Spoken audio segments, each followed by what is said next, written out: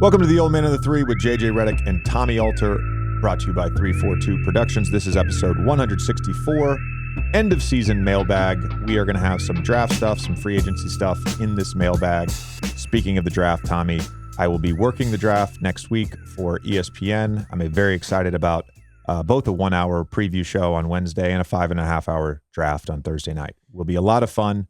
I think this is one of the most hyped drafts. And it's not necessarily just because of Wembanyama. He's certainly, as a prospect, unlike anyone we've ever seen before. But there's a lot of depth at the top of the draft board and a few guys that I'm particularly interested in. I just started diving in on Tuesday, the day after the finals ended, on some of these guys. And there's some guys that I really like. So I want to get those specific guys you're particularly interested in, especially some sleepers. One question... And I think this is probably going to be the new norm that I had just about this draft going in. Take Wemby out of it for a second, obviously because he's in France. When you look at who the sort of likely top other 5 or 6 picks are going to be in Scoot and the Thompson brothers, there's not a lot of college tape to look at. So I guess one of the interesting things, which this draft may sort of set a precedent for, is how these guys are going to be scouted when you're talking about whether it's an overtime elite situation or a G League situation where there's, the competition is good, but it is not the same thing as playing at Duke or playing at Kansas or playing at, Michigan State. Yeah, look, one thing on Wembanyama real quick that I find to be particularly illuminating, a lot of times, historically speaking, even top draft picks, but certainly European players that get drafted in the 10 to 20 early second round range, they don't actually play a lot. They don't have a lot of production. And so a lot of times you're gauging the upside. You're gauging the potential of what you've seen in 11 minutes of action in a EuroLeague game, right? The difference with Wembanyama, it harkens back to Luka in that he played in an A-League, one of the top 5 professional leagues in the world. Played in an A-League and he dominated. He produced, and he did it at 19 years old. Luka started playing for Real Madrid at 16. By 17, he was a full-time starter.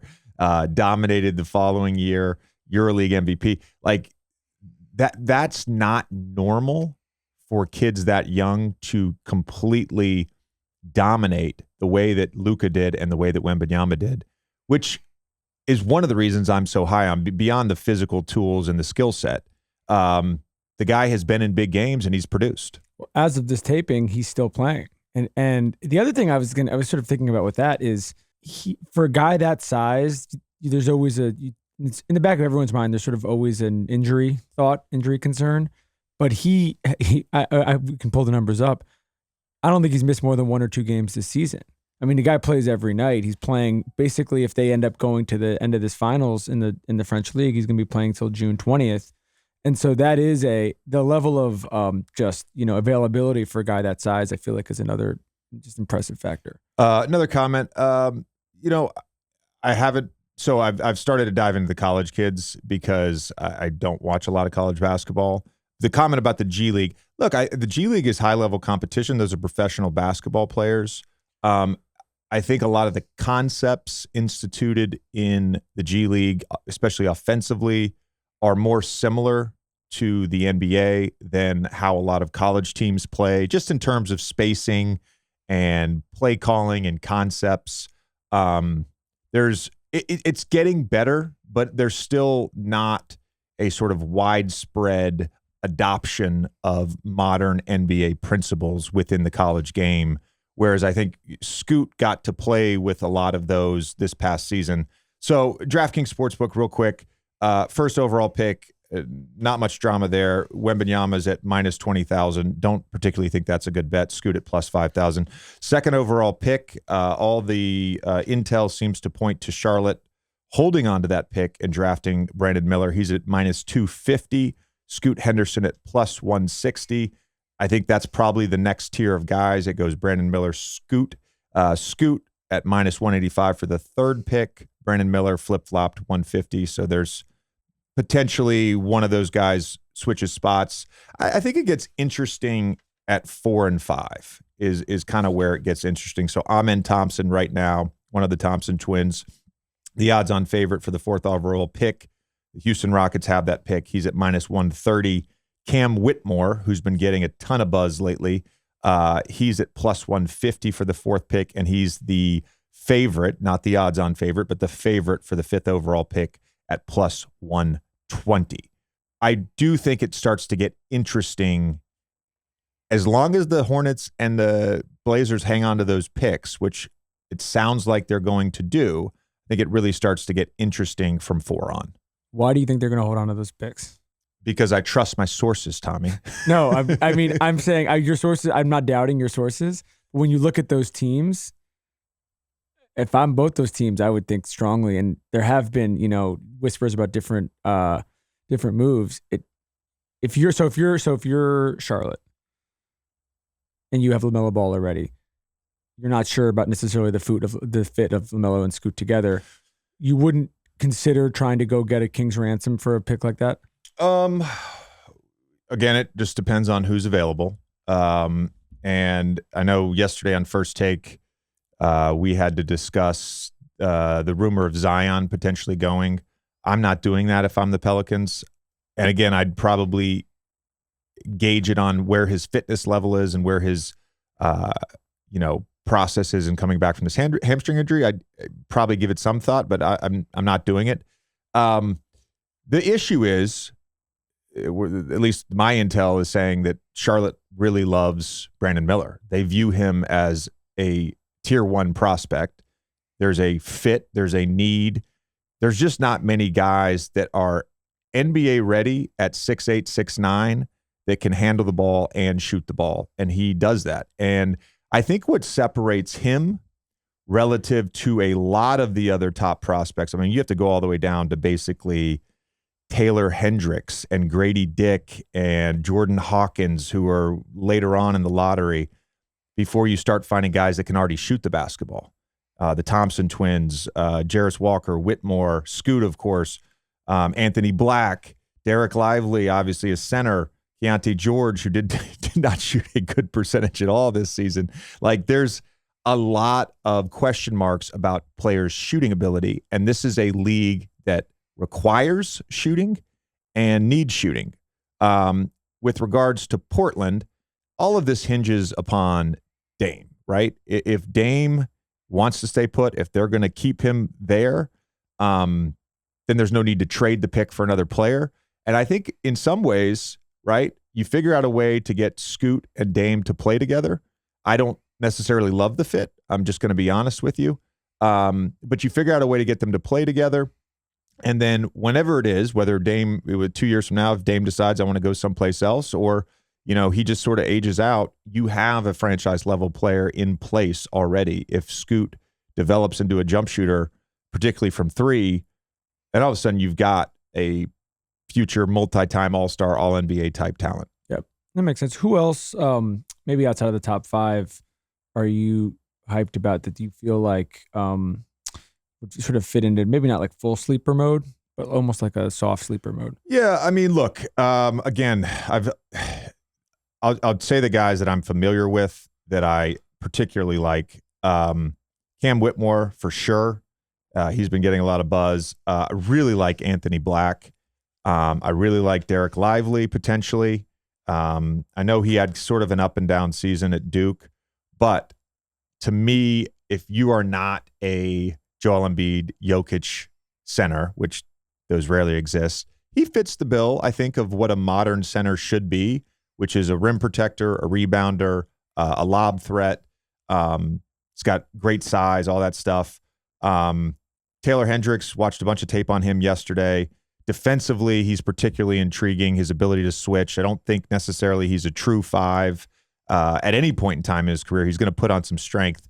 But there's shades, in the clips I watched yesterday defensively, there's some shades of Evan Mobley in there with his ability to switch, be a weak side defender, block shots. So I really like him.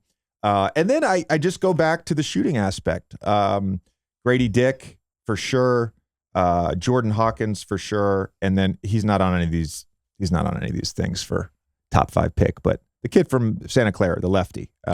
He's good. He can score. He can shoot. Like, he's probably not going to be a lottery pick. I like but the Jordan Hawkins. I think Jordan Hawkins feels like he's just going to that guy can fit whatever team he's on. You always talk about guys that can fit into any team. Yeah, feels like his game has that. Yeah, it's interesting because where he's projected right now, sort of in that probably 10 to 16 range, both the Pelicans at 14 and the Raptors at 13, if they don't move the picks, I like him at either of those places. Yeah. Amani Bates is on this, who's another interesting one because that's a high upside, potentially at we always talk about good value in the 5th round. Yeah. Good value wherever you get him. You know, it's interesting because going back to the shooting thing, you do sort of gauge your appetite based on for potential and upside based on where you are as a team. And a lot of these picks, and we're going to get into this when we start talking about some of these young cores, a lot of these teams aren't necessarily in win now mode, right? It sounds like the Wizards are ready to do a full rebuild. They're at 8. Orlando with 6 and 11. They've got a promising young core. They have room to be patient. The Pacers are another team that I'm very bullish on their future, and they've got a great opportunity to add somebody there. And there's a little bit of a theme with a lot of these guys. I know Scoot is 6'2", but I think he's got a 6'9" wingspan. When we talk about the Thompson twins, Whitmore, Jarris Walker, Taylor Hendricks, Brandon Miller for sure. Anthony Black, because he's like 6'7", whatever he is. It's like these big 6'6" to 6'9" guys that already are a little bit positionless. Yeah. And that also fits in the modern NBA. And I think that's part of the reason that they're so high on these draft boards. So not to get too specific into the Portland situation, and I want to get to these questions, but on a more macro level, when you're building a team and you're thinking about timeline, I think that this would sort of be my follow-up to that point of if you were like, okay, we're trying to get the best player available, in that case, it may be Scoot, but Scoot's timeline is different than Dame's timeline, or Shaedon Sharp's timeline is different than Dame's timeline. And so how are you kind of juggling, if you're any of these teams really in the top 10, the ability to, whether it's Washington with Beal, whether it's Portland with Dame, be like, we have a guy that can still contribute, play at an all-NBA level for us, versus like, we want to just go young because we don't think we have a chance to, if you're in the West, we don't have a chance to beat Denver this year anyway. So it doesn't matter that, we could potentially be a top 5 seed with keeping Dame and keeping those young guys. Do you feel like that is there an art to that in terms of like understanding your own timeline, or is it a little bit just like you throw the pieces together and you see what happens? I should have mentioned Detroit, by the way, as one of those teams that has the opportunity to be patient and whose young guys I really like. So I think it's case by case and it's very individual, and so much of a front office's decision making rests on the mandates and the guidance from the ownership, and that's where conflict can happen in the NBA. And I'll add in the coach, but I don't think the coach has as much. The coach generally knows what he's signing up for. Yeah, he knows who he has on his roster. He has a good understanding of whether or not we can win that. Owners are delusional. There are delusional owners out there that are like, are they getting more why delusional? Are we not in the Are they getting more delusional, or have they always been like this? Well, think about who got fired this year. Yeah, I think this is one of the questions. But I'm curious. But this is Download the DraftKings Sportsbook app now and sign up with code JJ. New customers can bet just $5 and get $200 in bonus bets instantly. Only at DraftKings Sportsbook with promo code JJ. Gambling problem? Call 1-800-GAMBLER. In Massachusetts, call 800-327-5050 or visit gamblinghelplinema.org. In New York, call 877-8-HOPE-NY or text HOPE-NY 467-369. In Tennessee and Kansas and West Virginia, you can call 1-800-GAMBLER. That's on behalf of Boot Hill Casino and Resort in Kansas. You can also visit 1-800-GAMBLER.net. All games regulated by the West Virginia Lottery. Please play responsibly. In partnership with Hollywood Casino at Charlestown Races. In Connecticut, help is available for problem gambling. Call 888-789-7777 or visit ccpg.org. 21 and over in most eligible states, but age varies by jurisdiction. See DraftKings.com/sportsbook for details and state-specific responsible gambling resources. Bonus bets expire 7 days after issuance. Eligibility and deposit restrictions apply. Terms at sportsbook.draftkings.com/basketball terms. All right, we're going to end this DraftKings segment. Let's get into the mailbag. Where do you want to start? Let's start with a Twitter question from Broncos effing suck. I tend to agree with that. The question is, what teams are bound to exceed expectations next season? All right, I want to get your thoughts on this in a second, but I want to set this up first because it's hard to talk about expectations until we see what happens on draft night and we see what happens in free agency. But there's a couple teams that I'd like to highlight here. Orlando, in particular, has a chance to be in the playoffs next year. I don't know what their expectations will be, and we'll surely touch on this in preseason in October when we get all the playoff odds. But I don't know what the expectations will be. But after a 5-20 start, they were essentially a 500 team, a little bit above 500. Two of the best young players in the NBA in Banchero and Franz Wagner, a bunch of other young guys that are still sort of figuring it out, but they're patient. There's a timeline. They've got 2 draft picks. Fultz, I thought, was pretty awesome the second half of the season. That's a team that I could see making a little jump next season.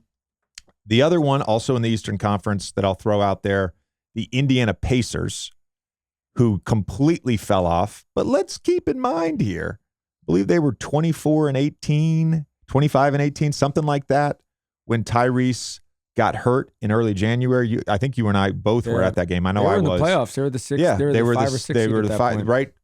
5 or 6 for the first, 40-some games of the season. If they're healthy, Rick Carlisle's an offensive genius. They've got an all-NBA type player in Tyrese Haliburon. They're going to add the 7th pick. Their young guys are going to continue to develop a little bit more. If Mathurin takes a jump, that's a team that I could see sneaking in as high as the top 6 in the Eastern Conference. That's also a team they have the second most cap space behind Houston. I sort of expect them to make a trade. I don't know what it's going to be. I think there's a few different options. They've tried. We've been saying that for like 5 or 6 years now. Well, they made one trade. They did make one trade. We talked a little too much about. No, but I mean, Buddy and Miles, they've been like rumored forever. They're not going to come. They're not going to roll back in with the same roster. And when you have a guy like Tyrese running the ship, you always got a shot. And just looking at this now, because again, I did not get these questions beforehand, but I want to give a couple thoughts on a couple other situations. The obvious one in terms of a team that's going to make a jump next season is the Oklahoma City Thunder. I don't know that they end up in the top 6 in the West, but I see them with a winning record next season. Yeah. Then the big question marks to me, Dallas, what they do in free agency, what they potentially do in trades. They've got the number 10 pick. So Dallas is very interesting over the next 2 weeks. We don't quite know what the expectations will be. And then the Utah Jazz, top tier coach, great front office, great ownership, good young core, Markkanen's all NBA type season. And they've got 3 first-round picks. They're an interesting one. What do you have? I got one which I don't think you're going to agree with, but there's definitely going to be a jump, and that's the Houston Rockets, because they have $47 million in cap space.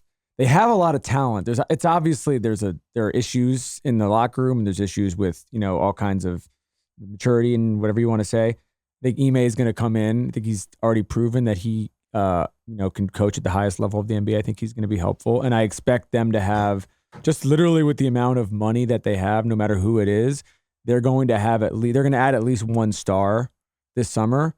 Where they're not. I mean, they were 22-60 last year. I think they'll have 35, 40 wins next year. I don't know who's going to be on the team, but I think they're going to have 30. They're going to improve. I don't hate that. And again, I was pretty harsh earlier in the season on the Houston Rockets. They got to use some of that cap space on somebody besides James Harden, because they need to bring some vets in there for sure. I think Ime will help in regards to some of the culture stuff. It just seemed like it was a bunch of young guys running around with their heads cut off last year. Yeah. And that wasn't that. And by the way, that's not a knock on Steven Silas. I just think the culture that was set up in place just allowed for, I don't want to say too much freedom because I believe in freedom, but just a lack of accountability and good basketball. I'll give you one more. That just off the top of my head. This is not really exceeding expectations, but a team that I'm particularly interested in, and a team that a number of people have said, it's time to break them up. It's time to break them up. That's the Boston Celtics. Boston Celtics had to makeshift a coaching staff 2 days before training camp. Then one of the front of the bench guys leaves a month before the regular season ends, in Damon Stoudemire, and they've built out their coaching staff with Steven Silas, Sam Cassell, and Charles Lee. I don't know what their record will be. I don't know if they're going to improve on 57 wins. I'm not saying that. But come playoffs and some of the late game stuff that we talked about throughout the year, some of the execution, some of that, like, I expect them to be better next year. Yeah. It's hard to bet against that core. Since those guys have gotten there, they've been 57, 58 wins every year. So the recency bias is insane. Join the NBA Finals action with DraftKings Sportsbook, an official sports betting partner of the NBA. New customers can place a $5 bet and score $200 in bonus bets instantly. Plus, all customers can take a shot at bigger payouts with DraftKings stepped-up same-game parlays. Download the DraftKings Sportsbook app and use code JJ. New customers can place a $5 bet and score $200 in bonus bets instantly. That's code JJ only at DraftKings Sportsbook. Gambling problem? Call 1-800-GAMBLER. In Massachusetts, call 800-327-5050 or visit gamblinghelplinema.org. In New York, call 877-8-HOPE-NY or text HOPE-NY 467-369. In Kansas, call 1-800-522-4700 on behalf of Boot Hill Casino and Resort, Kansas. 21 and over in most eligible states, but age varies by jurisdiction. Eligibility restrictions apply. See DraftKings.com/sportsbook for details and state-specific responsible gambling resources. Bonus bets expire 7 days after issuance. Opt-in and 10-plus leg required for 100% boost. Eligibility, wagering, and deposit restrictions apply. Terms at sportsbook.draftkings.com/basketball terms. Tractor drinks are certified organic, non-GMO, and made from sustainably sourced ingredients with no artificial ingredients, no phony colors, no mystery preservatives, or synthetic pesticides. They're the drinks with nothing to hide. And it's about time, because this isn't the 70s anymore. We need modern drink options, and too many restaurants offer only sodas full of artificial ingredients or water, with clean beverage options being limited. And that's where Tractor comes in, changing the restaurant drinks options one cup at a time. Also, here's a fun fact. Did you know organic has more flavor and is also more nutrient dense? Studies show that organic produce has higher nutritional content and is richer in polyphenols with antioxidant activity than their conventional counterparts. Tommy, I've been really into the root beer flavor, but as a parent, it's all about the kids' happiness and health. My boys love the classic cola. It's just great to have some options for them that are actually healthy and they enjoy. Tractor, organically farmed beverages. Find them at your favorite restaurant or go to drinktractor.com and find where Tractor is available near you. Should we do the free agency question? Is that a good follow-up? Yeah. Quinn from Twitter, which team is the most interesting free agency this summer? I'll start with Dallas. And we don't know what Kyrie is going to do. We don't know what Dallas is going to offer him. But they're particularly intriguing. And if we're being honest, they have not done a good job of building around Luka. They did not do a good job of building around Dirk post 2011. You think about 2011, they win the championship and then they let everybody walk. Yeah. Just some baffling decision-making over the last 10 plus years from the Dallas Mavericks. And in Luka in particular, I said this the other day in regards to Steph and LeBron. When you have a generational talent, and let's be clear, Luka is that. When you have a generational talent, your obligation is to win now. Your obligation is to build a roster that complements your generational talent. And just two really weird decisions, I think, in the last year. And I'm not going to say the second decision with trading for Kyrie is like a disaster. The reality is they were a playoff team before they made that trade, and they didn't make the playoffs. I'm still willing to give that pairing more time if he does come back, but they're a particularly interesting team. You mentioned one of them. I do think the Pacers, with their young guys, they have up to, I think, $27 million in cap space and the number 7 pick and some guys on some decently tradable, like team-friendly deals. They're an interesting team to watch over the next couple weeks, and I'll give you the opportunity for the third one. Well, I have a third one, but I want to follow. There's 2 other questions about the Mavs in particular that I wanted to follow up with. We've talked about this a little bit in the past. H Sports UK said, how should the Mavs build around Luka? And then someone else, A. Benitez, wrote in about the 10th pick. Is the best way to build around Luka just shooting and defense? Yes. So the thing that I think they've really lacked is that prototypical modern 5. To me, that's the big you pair with Luka. A guy that is a rim protector, a guy that can play and drop coverage, that can be a lob threat offensively. Because if you surround those two with a bunch of shooting, the floor is spread. You're going to have to double Luka at times. That leaves the rim open. That leaves threes open. I want to start there. Let's start there. Like that, to me, they haven't had that. Yeah. And I love Dwight Powell. JaVale McGee, I have so much respect for the career he's had. The Porzingis thing, I don't think was a great fit, especially once you got to the playoffs when everybody just started switching everything and you pre-switch and you put a wing on Porzingis and you end up with Paul George on Luka or Kawhi on Luka, right? So I don't think that was a good pairing. They do that, and whether it's this summer or in the future, then I think that's the building block for how you build around Luka. My third team is the Spurs, because I think that as Wemby gets acclimated to the NBA, I think just the pieces, they're a fairly blank slate right now. They don't have a huge amount of cap space, but I think they have the 4th most this offseason. But just who they pick as a point guard, who they decide to sort of build out his first couple of years with, I think is going to be really interesting to see. I could see them going after a couple of vets just to try to, to help his progress a little bit. But we're in, the hype around him has been crazy, but we also are in a little bit of like uncharted territory, seeing how they're going to deal with sort of the pressure with him. And I feel like that's going to be an interesting thing to watch. So here's an interesting thing to think about. Let's take James Harden out of going to Houston for a second. And even if James does go there on some sort of max, they'll still have a little bit, I think, left over in cap space. But Houston, San Antonio, Utah, Oklahoma City, Detroit, Indiana, like all these, Orlando, all these teams with young cores and a lot of cap space, none of which are necessarily in win now mode, and nor should they be, given the realistic sort of projections of their teams and the timeline of everybody else in the league.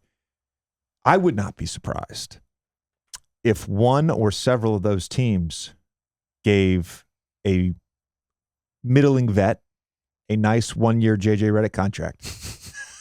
Like it should. A nice 1-year bag. This is the gold standard. Everyone's like, I want the JJ deal. I'm going to throw that. It is true, though. I mean, when you went to Philly, that was like, it was a, I don't know if that was the first time that it's happened, but it definitely was a thing that was, that was for what they needed at that point. There's a huge amount of added value. We talk every 3 episodes about the value of vets, and it means something. Yeah. Gavin tweets, who impressed you with their growth the most as a playmaker this year? Who impressed me the most as a playmaker? With their growth as a playmaker. With their growth as a playmaker. I'll give you 3 guys off the top of my head. The one is obvious, and that's Tyrese Haliburon. And that's not because I'm a homer. It was very cool to see him have the ball in his hands and just be the guy. And he makes, in the same way that Jokic just makes the right play over and over again, Tyrese tends to do that. Now, he can get a little tricky with the passes and does the look before the no look and then acts like it's a no look. Calling you out, buddy. But that was awesome to see. Brandon Ingram, the last 6 to 8 weeks of the season, to me, that's part of the blueprint for the Pelicans. Is you give that guy the ball, you give Zion the ball, and those are your two playmakers, which is partially why I don't quite understand the Scoot Henderson thing. The third guy I'll throw in there was a late bloomer in my playmaking growth, and that was Jamal Murray, because we've never thought of Jamal Murray as a playmaking point guard, partially because he plays with Jokic and he doesn't have that responsibility of being the primary playmaker. And the other reason is because we always just think of him as a bucket getter, as a scorer. Yeah. And then you get to the finals and he averages double-digit assists against a really good defense. Like that to me, in real time, not in a 6-month period, but in a 2-week period, all of a sudden we're like, oh shit, Jamal's a really good playmaker and point guard. Doesn't it feel like the whole narrative around him, narrative has never been bad, but the narrative has changed a little bit, where this is a guy that's never made an all-star team, never made an all-NBA team or anything like that. Now we're like, oh, he's a part of one of the great duos, possibly in NBA history, that who knows what the next 5 years are going to look like, but he's already a champ. Yeah. So he's already done it. And that is, I guess, just, like you said, like it happens in real time. Yeah. I'll throw two guys in there that I would like to see more playmaking from. Was Shea too good? Does Shea not count? Was Shea too good last year? Because he's the other one to me that was sort of a just turning into a first-team All-NBA player from where he was. I think is that was growth, but he was already too good, and I don't necessarily think it was like the playmaking that was like this. Again, sometimes when you're that good and you've already established yourself that good, there is a marginal improvement year to year, and. Not saying he didn't improve, but I didn't see that. The two guys, one, I've been saying this for a couple years now. It's the next step in his game. If he's, and again, he's probably going to sign a massive extension this summer. Jaylen Brown, the decision-making, the playmaking, like he has the ability to break down his defender and becoming more of a facilitator in that role. And I know he makes tough shots, but I'd like to see more of playmaking from him. And then the other guy, our guy, Mikal Bridges. I think playmaking for him is probably the weakest part of his game right now. First half against the Sixers in the playoffs, he went nuts. Then for most of the rest of the series, they blitzed him on dribble handoffs. They blitzed him on double teams. He had some ISO opportunities, but it's not a strong suit of his game. He, to me, reached a new level this year. For him to go up another level, it's not consistency in scoring or, shooting 48 and 38% from the field and the 3-point line. It's going to be the playmaking piece. Grat Twitter, had a good question. I was thinking about this as well. Are there any role players in bottom 10 teams record-wise this season that could help the top 10 teams going into next season? I would add to that, like who's Aaron Gordon right now? Now, I wouldn't, not to call Aaron Gordon a role player in Orlando, but who's a guy that you could pick up for cheap that could come in and help a team win a championship? I'll give you a few. I'm looking at the bottom 10 teams right now. I'll give you. So I'm going to go with established players because that's kind of where you went with that. I'm going to go with Bogdanovich from Detroit. Again, these guys are not free agents. These are potential trade guys, right? Yeah. I'm going to go with Bogdanovich from Detroit. I'm going to go with Kuzma from the Wizards, who's actually probably going to be a free agent. And I'm going to go with the two guys we already said from the Pacers, Miles Turner and Buddy Hield. And by the way, I was thinking about this yesterday because we got asked about Draymond leaving the Warriors, which we may get to because I know there's a question about the Warriors in the mailbag. But like, I actually, there's part of me that's like, if they could trade for Miles Turner, I kind of like that. Warriors, yeah. They could trade. The other one is the Suns. They could trade for Miles Turner. I don't even know if he's available. Well, the Suns indie thing, that's another. Yeah, right. That has been danced around. I know. Well, Ayton signed with Indy for 4 years, so maybe they'll finally pull the trigger. What about Jeremy Grant? This is a guy. He's made an all. It sounds like he's going back to Portland, but that remains to be seen. The other guy he's not on a bottom 10 team. Is Okongwu in Atlanta. I don't know if he will be on that team next year. I mean, he was great for them and underrated, and I feel like that's a guy with a bigger role, be really good somewhere. Yeah. We should follow up with the Warriors question because we brought it up. What realistic move from the Warriors you think would be best from their perspective? Matthias Gerlo on Instagram wrote that. To me, one of the things that happened in the playoffs was sort of the exposure of having two non-shooters on the floor in Draymond and Kevon. So I think some optionality at the big position, whether Draymond comes back or not. I think some optionality there where you can put 4 shooters on the floor and stay big, I think is important. Jordan Poole is to me, the obvious one. If you're going to trade someone, don't quite know what his value is right now. So yeah, I think that's kind of the direction I would go. But again, like this is the thing with the Warriors in general, and this will be even more pronounced in the new CBA, especially in 2 years once the second apron kicks in, the rules around the second apron. It's very hard when you're over the cap and you're a tax team to just be like, oh, I'm going to go add players in the offseason. Like you have to be able to get Sean Livingston on a minimum contract. You have to be able to get DiVincenzo on a minimum contract, on Otto Porter Jr., Gary Payton II on a minimum contract. They didn't do that this past offseason. And if they bring Draymond back or not, they're going to have to do it again unless they trade Jordan Poole. Do you think that they have to change anything based off the emergence of Denver? No, I don't. I also think, if the Warriors could have got past the Lakers, that's probably a better conference finals. Because I think it's Denver. To me, was the best basketball team in the playoffs. I don't think anybody would have beat them. I really believe that. I don't think anybody would have beat them. I think the Warriors give them it's not a sweep. It's a tougher matchup in some ways because of Steph. So you don't buy this whole thing about how they had the easiest run of all time and it's a fake we should address that right now. We should address that right It's an asterisk title. I'm going to address this and I'm going to address Chris Mannix's comments. First of all, not willing to put it up as an all-time great run is just the most asinine statement when, regardless of what he followed up with, it's the most asinine statement because Jokic literally was like the first to do this, the first to do this, the second most ever. Come on, man. Like, what are we doing? All-time run.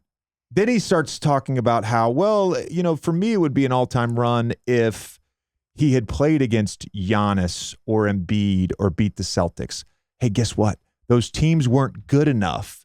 2 of them lost to the Heat, and one of them couldn't get past the Celtics and couldn't close them out. The teams weren't good enough. How is that a knock on Jokic? Yeah. I mean, ridiculous. I just don't understand. So Kevin Durant and LeBron James and Anthony Davis don't count. Yeah. Well, I said this the other day. Jokic in the 4 rounds, they went against 22. They went against players that had combined for 22 all defensive and defensive player of the year awards, the most all time. And they went against 85 combined all-star appearances in the 4 rounds, the most all time. Come on, man. Also, every time I see that graphic, with the seeds, it's like the Denver Nuggets. They beat the 8 seed. They beat the 4 seed. They beat the 7 seed. They beat the 8 seed. Okay, in 3 of those cases, number one seed plays the 8 seed every year. So there's nothing they can do about that. And if they win that round, they're either going to play the 4 or the 5 seed. In that case, they play the higher seed. Then with the Lakers, man, everybody was picking the Lakers to win the West. Everybody was picking Denver to lose that series against the Lakers. They had the second best record in the league once they made those trades. Come on. Yeah. Come on. And then, of course, the Heat. There's a little bit of an anomaly there, but let's not act like the Heat haven't made 3 conference finals in 4 years and 2 finals appearances. Yep. Like, come on. It's not a... Yep. All right. Good rant. We got it. Let's talk about the Bucks because we got like 90 questions about them. I can't even read all the people who wrote them in, but the genesis of it is what should they do to extend this Giannis run with this roster? It's a really good question. My initial inclination, without looking at every single guy on that roster and their contract situation and not knowing, outside of the Bradley Beals of the world, which other players are available. I believe you got to run it back. Bring back Lopez. I don't know what Middleton's going to end up doing with his player option, but Middleton was pretty damn good from like February on. Lopez had a great season, probably his best overall season as an NBA player. You had the number 1 seed, and Giannis got hurt 5 minutes or whatever it was into game 1. So in some ways, and you made a coaching change. So in some ways, you didn't really get to see the full version of this team. Having said that, let's also acknowledge Middleton, Drew Holiday, Lopez. Giannis really isn't he's still young, but I'm just saying he's not 25 anymore. Like, your window is not that open anymore. But I think with this group, you still have the opportunity to win because Giannis is that good. And those other guys, even though there may be a little bit of a decline as they age, they're still damn good basketball players. My 2 follow-ups to that. First thing is, we talked about this really all season with them, is do they really need to upgrade the shooting in a significant way? They had their 15th offensive rating during the season. And so is that they made sort of like small adjustments, but is that something where, there's been rumors about them going after Beal, there's rumors of to go after different people, like they need to go and get a shooter to be on that team. And then is Beal a shooter? Not a 3-point shooter, but he's a scorer. But he's a scorer. He's a great scorer. But he can shoot, just not from 3. Yeah. What's his career 3-point percentage? It's like in the 30s. I mean, it's like 33, 34. The weird thing about last season was like almost everyone on their team, not everyone, but a lot of guys on their team just had their worst shooting years. It was very odd. Yeah. But the other thing is Brook is you probably more than anybody talked about just how good he was all year, how important he was all year. Is that somebody it seems like it would be obvious that they would try to keep him. He feels like an impact free agent if they can't keep him, that people aren't really talking about. Yeah, but again, based on what I think his value is on the open market, which teams have cap space to sign him? It's a lot of those teams that aren't going to win. And if I'm Brook, at that point in your career, you're not going to Houston. Yeah, you're not going to Detroit. Another one. Wait, I got a good one. One. Can you give your honest thoughts on the Sixers? Oh yeah, this is specifically in relation to how much of an impact you think Doc had. I know you're not the biggest Doc fan. Oh, God, that's from Bruley on Twitter. My honest thought on the Sixers. They're sort of hamstrung. I believe you have to bring James Harden back. You're a Jason Tatum fourth quarter away from advancing to the conference finals in a series that I think they would have won against the Heat, because I like that matchup for the Sixers a little better. So you're not that far off. In terms of what Doc added, I don't think a lot. It's funny because you look at the Denver Nuggets and you look at the way the Miami Heat played, or you look at the way the Lakers were after the trades. And fundamentally in basketball, to win, you need everybody pulling in the same direction. And that's just not the players. That's the players and the coaches and the training staff and the support staff. You need everybody sort of moving in the right direction. I don't think that was the case with the Sixers this year. And it's not just Harden and Doc. It's a bunch of guys and Doc. Just constant friction. And having lived through that, I can tell you that it's really hard to win when that happens. Yeah. And we should talk a little bit about Nurse. I don't think we've talked about it since they made that hire. I mean, he's been one of the great coaches in the league since he got to Toronto. Definitely is a guy that knows how to coach defense. So it does feel like there is an argument if you're going to run it back with a different coach that may make an impact. Similar to Milwaukee, right? Yeah. It's this sort of same idea. One comment I've made, I don't know if I've made it on this podcast. To me, for the window for the Sixers, if that's going to be extended and seriously extended, the new coach, to me, the number one mandate is to come in and figure out how you elevate Maxey even more. You try to squeeze every last bit of juice out, whatever potential and ability that he has. You feature him more, and if he's good enough, I think that extends your window. Another team, obviously, we got a lot of questions about in terms of just improving off of what was objectively a great year at the Knicks. You re-sign Josh. You look hard at trades to add shooting. No shooting on that team, and you're capped out. Your ceiling's capped out. You think about the Miami series in particular, and how they won that, or how they won 2 games in that series, and how they were even in that series. The required formula was essentially Jalen Brunson making tough shot after tough shot in isolation and in pick and roll. That is not a sustainable formula. You need options. Yeah. You need shooting. Quickly being hurt and not really playing well even prior to him hurting his ankle, that certainly affected it. Julius being hurt, that affected it. Obviously, Julius ended up getting arthroscopic surgery on that ankle. But you need more shooting, and I would look strongly at trades, and whether that's, I don't know that that's Beal, but if is shooting available, I'm looking to add that in any way possible. Well, some of those, and depending on what Miami does, some of those guys may be moving around as well, so that may be an option. 14 NL 14. Who are the most underrated younger players in terms of potential? I don't know what the parameters are for this question and what you're exactly looking for. But these are the guys that I'm very high on. And all of them are sort of at different points in their career, or relatively different points. I'll start. I still think Jalen Williams from the Oklahoma City Thunder is underrated. He's got everything to his game. I'm excited to see him in year 2.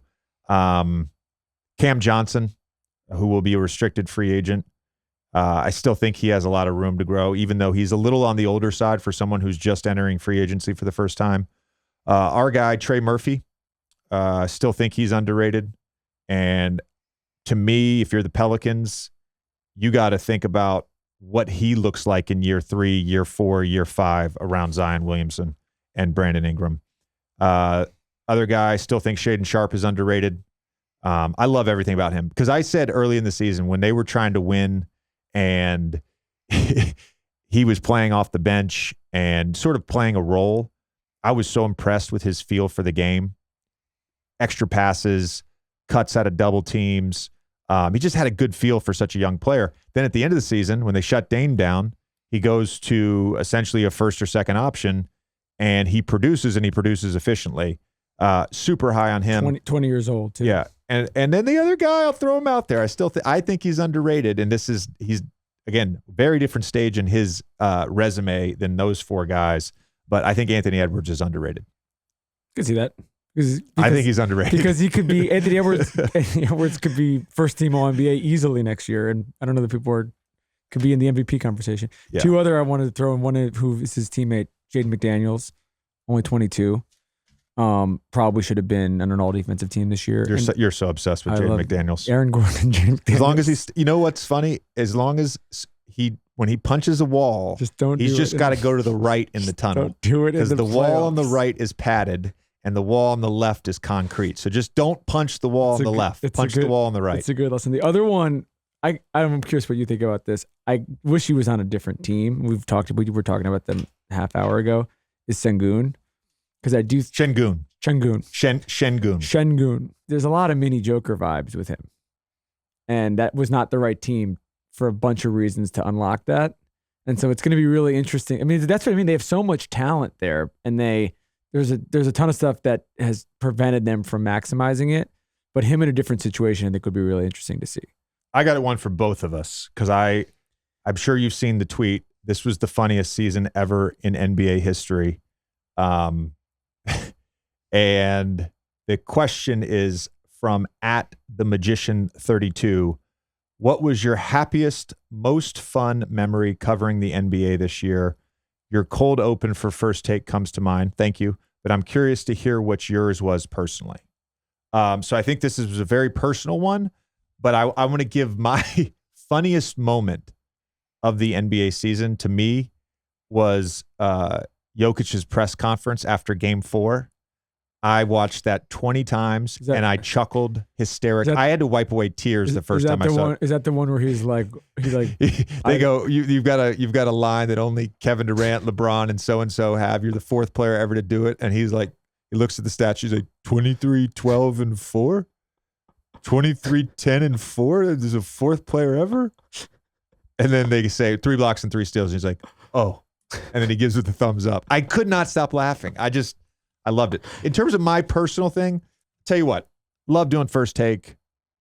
Love the podcast. Love all the stuff we do with DraftKings. It's all fun. There's nothing better than covering games.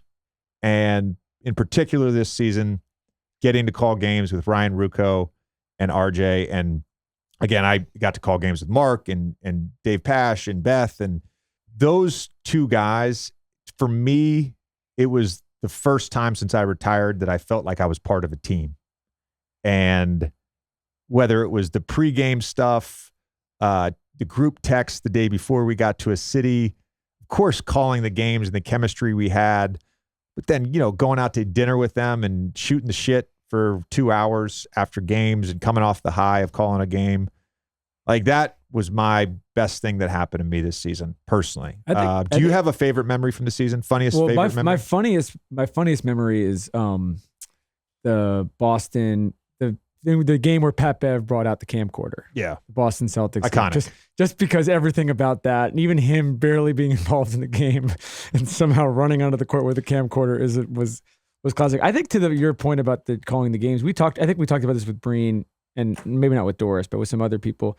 It does, like the pod, what makes the pod awesome is how casual it is and how just relaxed it is. And even the TV set, there's something about you're really performing when you're doing that. There's stakes to calling a game where there's like actual pressure. Like we don't really have pressure when we do a podcast. We just kind of sit and shoot the shit and talk, and that makes it fun in a way. But I think that it totally makes sense because when you're used to, not just you, when we talk about this with all the guys, like when you're operating at the highest possible level in the profession that you do, there's a level of stakes that it's really hard to replicate. And I feel like being on a stage like that, it's cool. I mean, it's really, and those guys are awesome too. I don't know. It's been awesome. It's kind of been awesome to see you do it because it's like, you're like, dude, you're still in like the first inning of calling games. Oh man.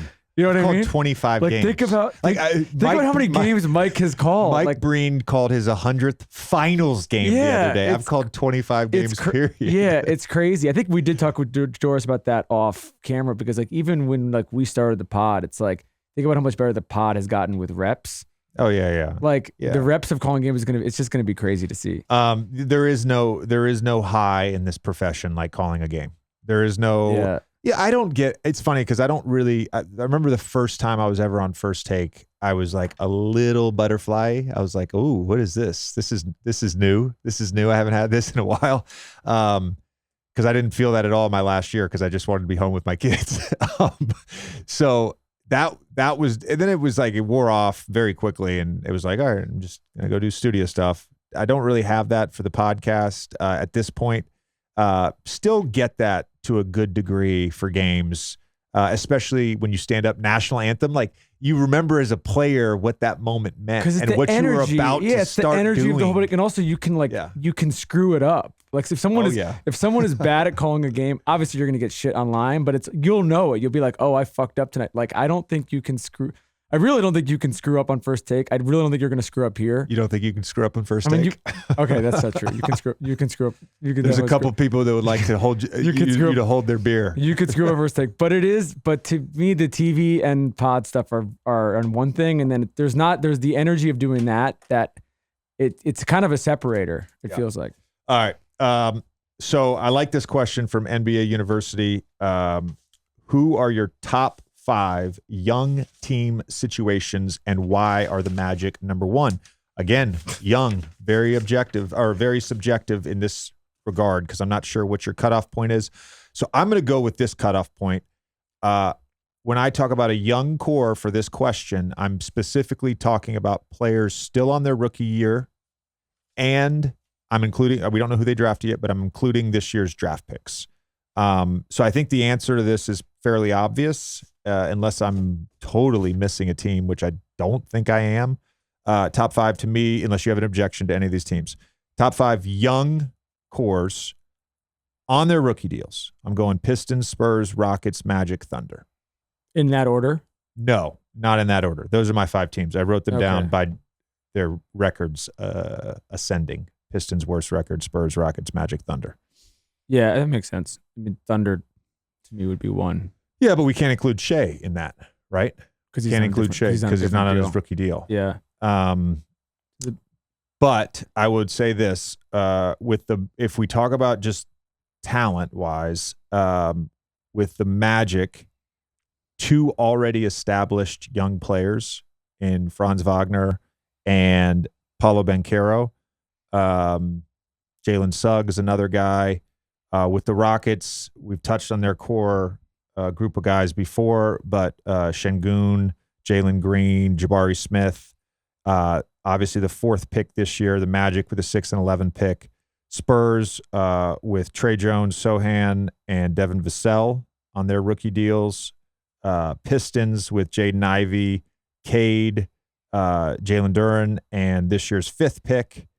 And the Thunder, I'm trying to think who's on their rookie deal still, but I believe it's both Jalen Williams, Isaiah Joe. Who am I missing on the Thunder? You're not putting Chet in that. Josh Giddey. Yeah. Chet. Oh, yeah, they got a lot. Yeah. All right, let's rate them. You want to do top 5? You want to rate that? Yeah, 5? let's rate them. Let's go. All right, you go. You start. Why do I have to start? I mean, I'm telling you my 1 is the Thunder. I want to go down from there. You're going to go 1 with the Thunder. Yes, I think Interesting. I think the Thunder future. We're just talking about their young group on their rookie deals. So you're going Chet, Giddey, and the Williams. Yes. Okay. Yes. All right. Who are you going to? Orlando. Wow. Okay. All right. You pick. I just picked 2. No. You're going to rate them first. Number 3. Okay, so do the other 3 again because Pistons, Spurs, Rockets. Spurs is like picking one guy, so I don't guy. No, but it's so. I mean, there's not one guy, but I would do Spurs 3. Okay. I would do Rockets 4. I would do Pistons 5. Detroit people are gonna get pissed. Tim Robinson's gonna a heart attack. Wow. You went Pistons 5. Yeah. Wow. Pistons were a big bummer to me this year. I know Cade was hurt. They showed flashes. They shouldn't have been that bad. I don't know if they were tank. I don't know what the strategy was. They shouldn't have been that bad. Okay. Because if you watched it, they were impossible to watch to me. They were the most depressing team to watch. All right. I don't hate your list, by the way. The top 3 with the Thunder, Orlando, and San Antonio, I could make an argument for any of those 3 teams, I think, in that order. Let's assume for a second that Wembanyama is as good as advertised. That immediately puts him at 2. And you know how I feel about Wagner and Banchero. It's hard for me to do that. I think the depth of the Thunder core, particularly if Chet is remotely good this season, because it's not just Giddey. It's not just Giddey and Jalen Williams. It's also Jalen Williams. Yeah, it's the Arkansas Jalen Williams. Poku, Isaiah Joe. Yeah, I think the depth and the sheer volume of really promising young players in the Thunder. I'll keep them 1. I'm going to put Spurs 2. We'll put Orlando 3. Oh, and then with the Rockets, Pistons. I cannot believe you put the Rockets 5. I'm going to put the Pistons 5. I'm going to put the Rockets 4 and the Pistons 5 too. Thank you. Well, the only reason I wouldn't put the Pistons higher. I want to see Cade next year. I want to see him healthy, and I want to see some improvement. And then I'm willing to be a much higher on the Pistons. Şengün, Jabari Smith, and Jalen all can be excellent NBA players. Yeah. And they need organization. I was hard on Jabari Smith in March. and I'll stand by that. But I also am of the mindset and the viewpoint that it's really hard to judge young players on efficiency and winning plays when they're in a bad situation. And I think he was in that this year. So I'm still high on him.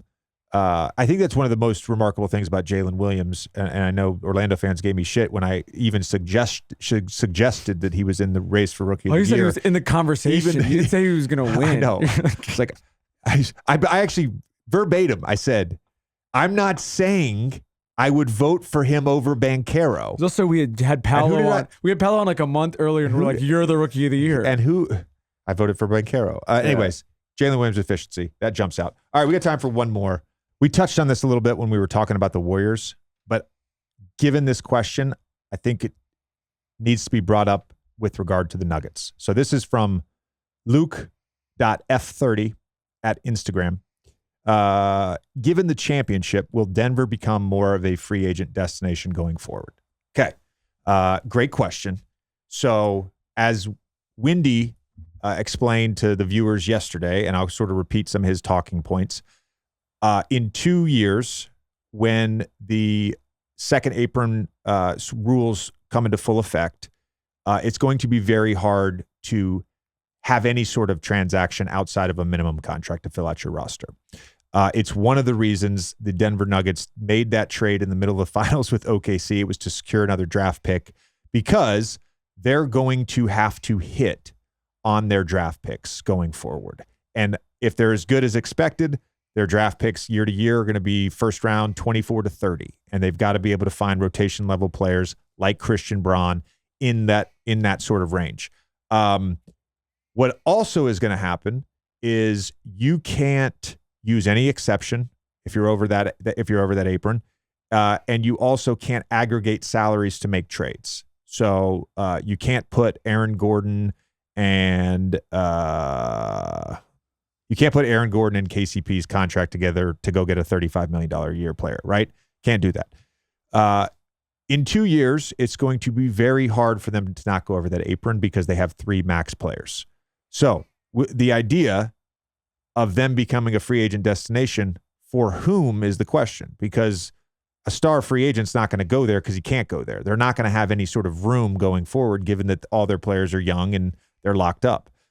So as it relates to what I was talking about with the Warriors, they now become a team that has to convince guys to come in on 1-year deals to improve their market value. So they're not going to go out and be able to get guys. And also, let's just say this. Let's say you're a guy who just had a good season and you want to try to go to a winner. I have a hard time believing, given what the mid-level exception is going forward. The mid-level exception is going to be 4 for 50.